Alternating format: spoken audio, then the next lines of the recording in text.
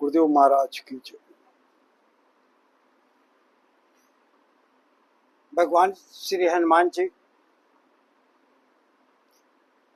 की मुलाकात भगवान श्री राम जी से होती है। कुछ आपस में वार्तालाप होता है और उस वार्तालाप के दौरान भगवान श्री हनुमान जी ने ब्राह्मण वेश का धारण किया। जब हम अपने वास्तविक रूप को छिपा करके किसी और रूप को धारण करते हैं तब हमारे विचार भी उसी रूप के अनुसार से होते हैं। अद्भुत ज्ञान प्रतिभा के धनी हनुमान जी ब्राह्मण वेश में शास्त्रोक्त बातें करते हैं।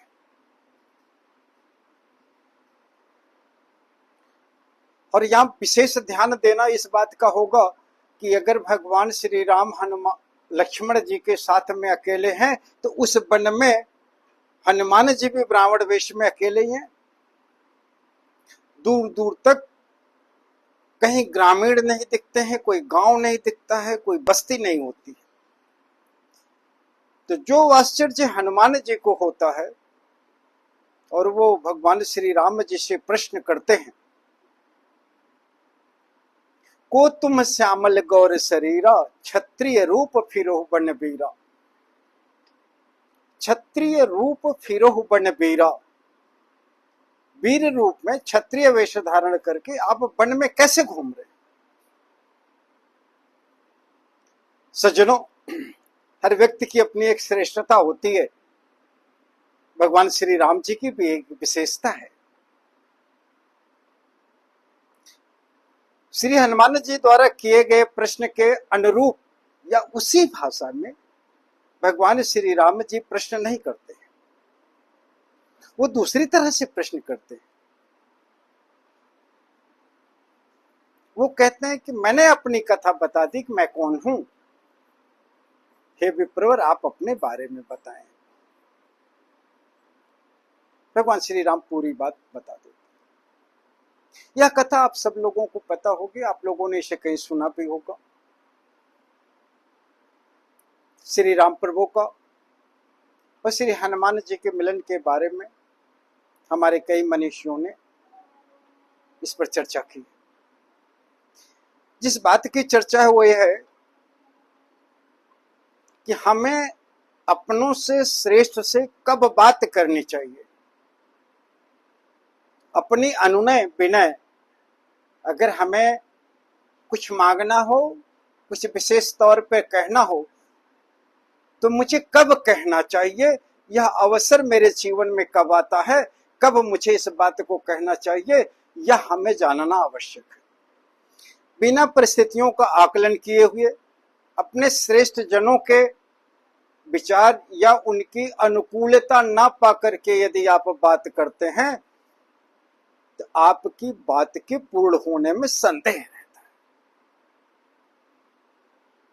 दूसरे शब्दों में कहा जाए कि जिससे आप अपनी बात कहना चाहते हैं या अनुग्रह करना चाहते हैं या विनती करना चाहते हैं या कुछ मांगना चाहते हैं, तो जब तक उस श्रेष्ठ व्यक्ति से, आपके श्रेष्ठ जन से या गुरु से अनुकूलता ना प्राप्त हो,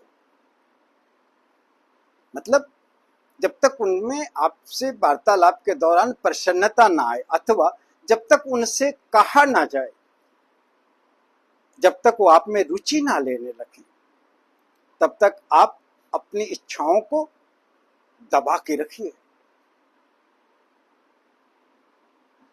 भगवान हनुमान जी के बारे में तुलसीदास जी कहते हैं कि देख पवन सुत पति अनुकूला।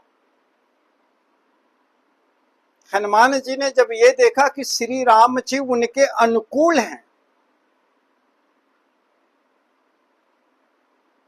पहचान तो लिए थे श्री राम जी ने। हनुमान जी ने अपने ब्राह्मण का वेश भी त्याग करके अपने मूल रूप में आ गए थे। भगवान का आशीर्वाद भी प्राप्त किया था।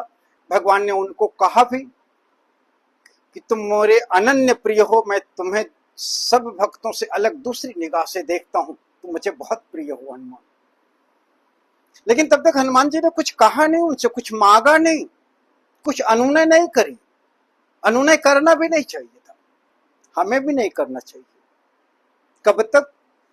जब तक पति अनुकूला, जब तक आप जिससे बात कर रहे हो वह आपके अनुकूल ना हो।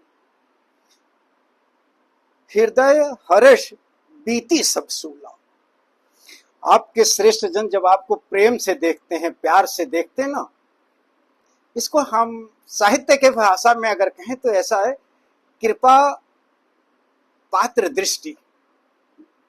जब वो आपको उस दृष्टि से देखते हैं कि आप उनके कृपा पात्र हैं, आप उनकी कृपा पाने के लायक हैं, अथवा वह आपके ऊपर कृपा करने के लिए तैयार है, अपनी बात को हमें तभी कहना चाहिए। जब भगवान श्री हनुमान जी ने देखा कि हमारे स्वामी हमारे अनुकूल हैं, मेरी बात सुनने के लिए जिज्ञासु हैं, जानना चाहते हैं, तब उन्होंने सुग्रीव जी की बात कही कि नाथ शैल पर कपिपति राही। वार्ताकार को भी बड़ा चालाक और बड़ा बुद्धिमान होना होता है।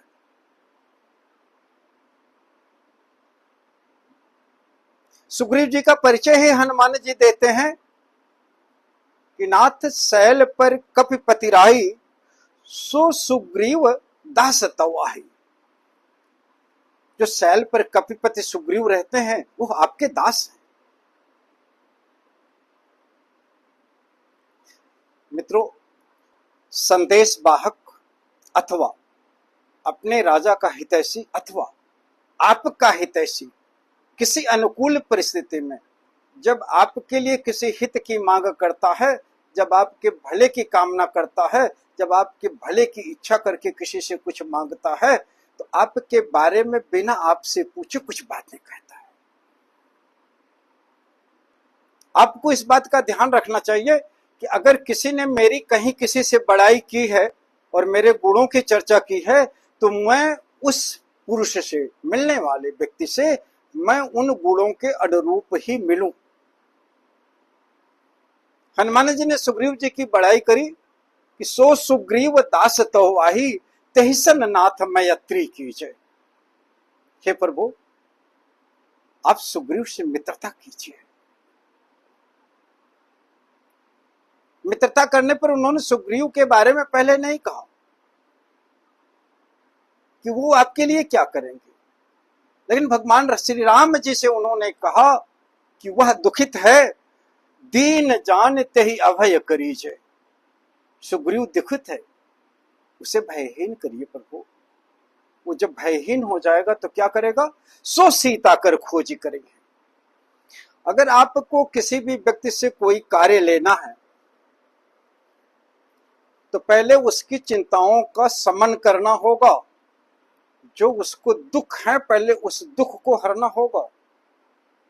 चिंताओं को खत्म करिए। चिंता ग्रसित व्यक्ति अपने उत्साह के साथ कार्य करता ही नहीं है, कर भी नहीं सकता। उसकी परेशानियां होती है, उसके चित्त में उसकी परेशानियां घूम रही होती है, उसके साहस में, उसके ज्ञान में कमी महसूस होती है, वह अपने को उत्साहहीन समझता है। धन्य है भगवान श्री हनुमान जी जो सुग्रीव के कष्ट को जानते हैं और भगवान श्री राम जी से निवेदन करते हैं कि हे प्रभु, दीन जानते ही अभय करीजे। सुग्रीव दुख में है, उसका राज्य छीन लिया गया था, उसकी पत्नी का हरण कर लिया गया था, राज्य से निष्कासित कर दिया गया था सुग्रीव, और बाली के डर से वो दूसरी जगह रह रहा था, अपने नगर जा ही नहीं रहा था। इतने दुख से ग्रसित व्यक्ति कभी अपना भी भला नहीं कर सकता, दूसरे की भला करने की तो बात ही सोचता। हम अपने समाज में अगर आते हैं और किसी से पूछते हैं भैया चिंता का कोई कारण हो तो बताइए, तो हम अपने चिंताओं और दुख को छिपाते हैं। कोई भी आपके जीवन में ऐसा नहीं है जिससे आप विमुक्त होकर के, चिंता रहित होकर के अपने कष्ट को कहें और सारी बातों को साझा करें। हो सकता है वक्त बेवक्त कोई पुरुष के संपर्क में वो आए, किसी ऐसे व्यक्ति के संपर्क में आए जो आपके दुख का हरण करने वाला हो, और हो सकता है वह सचमुच जो आपका सच्चा मित्र था, जो आपके कष्ट को जानता था, शायद आपका कष्ट का निवारण भी करा दे। मैं ये नहीं कह रहा हूं कि अपने दुख को आप सब जगह बांटते रहिए, नहीं, लेकिन अपने जीवन में किसी ऐसे महापुरुष को स्थान अवश्य दीजिए जिससे आप बेबाक होकर करके अपने सारे कष्टों को बता सकें। श्री हनुमान जी ऐसे ही थे, जो बाली को ना पकड़ करके सुग्रीव को पकड़ करके सुग्रीव के साथ ही उन्होंने रहना पसंद किया था। पंपापुर पर्वत पर सुग्रीव के साथ रहते थे। बाली का साम्राज्य हनुमान जी ने भी छोड़ दिया था और सुग्रीव के सारे कष्ट को जानते थे। आज जब एक दिव्य पुरुष उनके सामने खड़े थे, भगवान जी से उनका संवाद हो रहा था, तो श्री हनुमान जी ने अपने लिए कुछ ना कह करके सुग्रीव के लिए मांगा है कि दीन जानते ही अभय करिए, जो उसे दुखी जान करके भय मुक्त करिए प्रभु। तो क्या सुग्रीव भी किसी कार्य लायक है? तो हनुमान जी उसको उस चीज के लिए भी आश्वस्त करते हैं प्रभु जी को, सो सीता कर खोज करेंगे। जब भयहीन हो जाएंगे सुग्रीव, उनके कष्ट का निवारण हो चुका होगा, तो उत्साहित रहेंगे। उत्साह पूर्वक जीवन जीने वाला व्यक्ति किसी भी कार्य के निष्पादन के लिए या उसकी संपूर्णता के लिए अथवा पूरे मनोयोग से उस कार्य को निष्पादित करता है और विजय हासिल करता है। जीवन में हर बाधाओं को जीतने के लिए यह आवश्यक है कि आपका आंतरिक बल, जो आपका आत्मबल है, वह मजबूत होना चाहिए। और आत्मबल मजबूत होने के लिए आपको चिंता रहित होना होगा। चिंताग्रसित व्यक्ति उत्साहित नहीं हो सकता, सवाल ही नहीं उठता है। इसलिए सज्जनों, एक छोटे से प्रसंग में मैंने आपको यह बताने की कोशिश की है कि हमें अपने जीवन में भी किसी ऐसे महापुरुष ज्ञानी व्यक्ति को शामिल अवश्य करना चाहिए जिससे हम अपने कष्टों को पूरी तरह से बताएं और विश्वास करें। और वह व्यक्ति यदि आपके कष्ट को समझता है, हृदय में रखता है, तो ठीक अवसर पाने पर, ठीक किसी महापुरुष का साथ मिलने पर, कैसी भी परिस्थिति, ऐसी आपके अनुकूल परिस्थिति आने पर अवश्य वो आपके दुखों के निवारण का कार्य करेगा। और जो दूसरों के दुखों के निवारण के लिए कार्य करता है, वह अपने आप में श्रेष्ठ होता है और वही भगवान को प्रिय होता है, उसी को सज्जन कहते हैं। इसीलिए हनुमान जी भगवान श्री राम जी को बहुत प्रिय थे।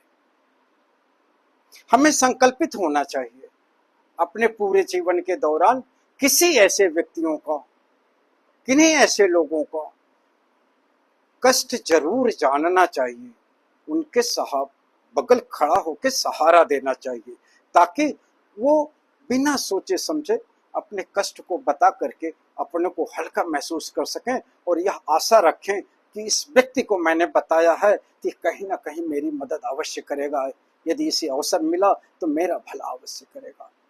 इन्हीं शब्दों के साथ